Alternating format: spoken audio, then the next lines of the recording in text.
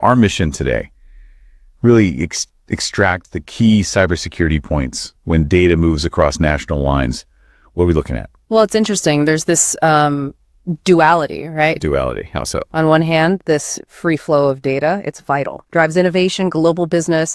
It's the lifeblood, really. Okay. But at the same time, it creates this incredibly complex web of security risks. Think of it like maybe a global relay race.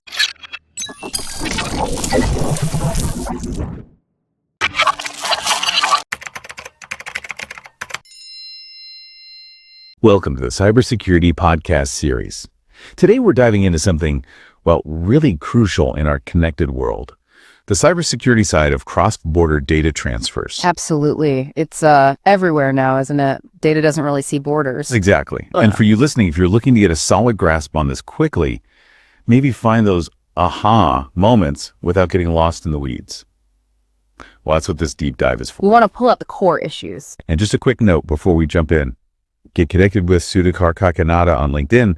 He can offer a quick chat on boosting your organization's cybersecurity, taking it to the next level of robustness. Good point. So our mission today, really extract the key cybersecurity points when data moves across national lines. What are we looking at? Well, it's interesting. There's this duality, right? Duality. How so? On one hand, this free flow of data, it's vital. Drives innovation, global business. It's the lifeblood, really. Okay. But at the same time, it creates this incredibly complex web of security risks. Think of it like maybe a global relay race. The more runners, the more different types of tracks. The higher the chance someone drops to the top. Precisely. You're dealing with a patchwork of laws, different levels of cyber maturity country to country, Right. and significantly a much bigger attack surface because that data is hitting multiple jurisdictions. Okay, let's unpack that legal patchwork a bit. It's not just about the data packets moving, is it? Yeah. There's a whole layer of law involved. Oh, absolutely. That's where, a deep understanding is critical. What kind of hurdles are we talking about legally? Well, different countries have their own data protection laws, their own cyber regs. Think GDPR in Europe, very strict on exporting personal data. Right, it's a big one. But many others have their own unique rules too. So if you're transferring data internationally, you've got to comply with all of them. That sounds complicated. It can be. It might mean specific security protocols, getting explicit consent, really understanding the consequences if there is a breach. It's like trying to play a game where every field has different rules. So forget a one-size-fits-all security plan for international data. Pretty much, yeah. Okay, let's pivot to the technical risks then.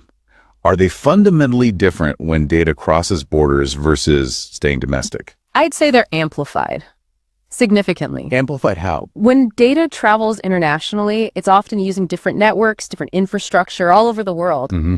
And each piece of that infrastructure has its own security level, its own, let's call it cybersecurity maturity. Maturity. You mean how sophisticated their defenses are? Exactly. Some places are stronger, some weaker. This complexity just inherently bunks up the chance of interception, tampering, even data loss. Right. And then if a breach does happen, investigating, fixing it, much harder when systems and data are scattered across countries with different legal systems, different ways of investigating. Okay, that varying cybersecurity maturity you mentioned, that sounds really key. Can you paint a clearer picture of how that disparity affects the risk? Sure. Think about it.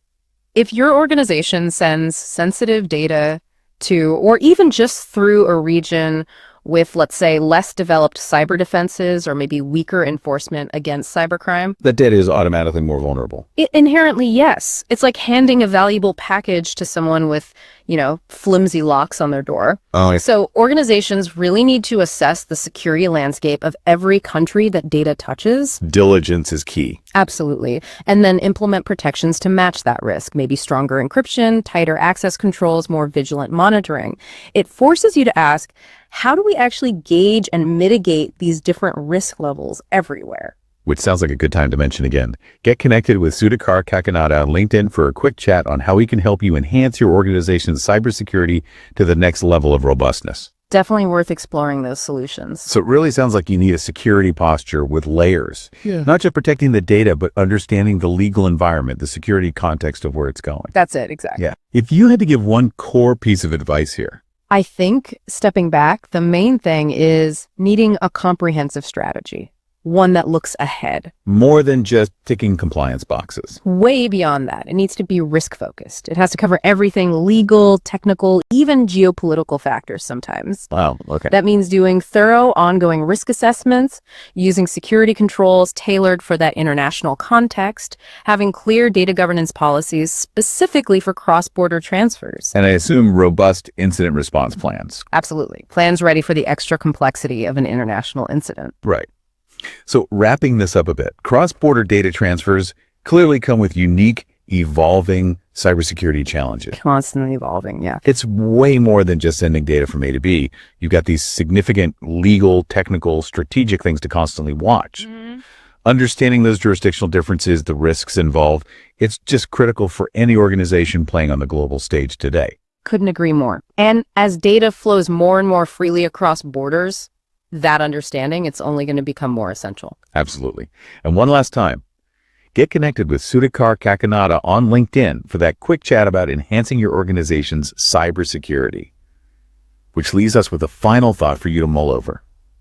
As data keeps transcending geographical boundaries, how can organizations build security postures that are truly resilient, globally compliant, and, importantly, adaptable to this constantly shifting landscape? That's the big question, isn't it? A vital one for our times. Stay secured and stay tuned.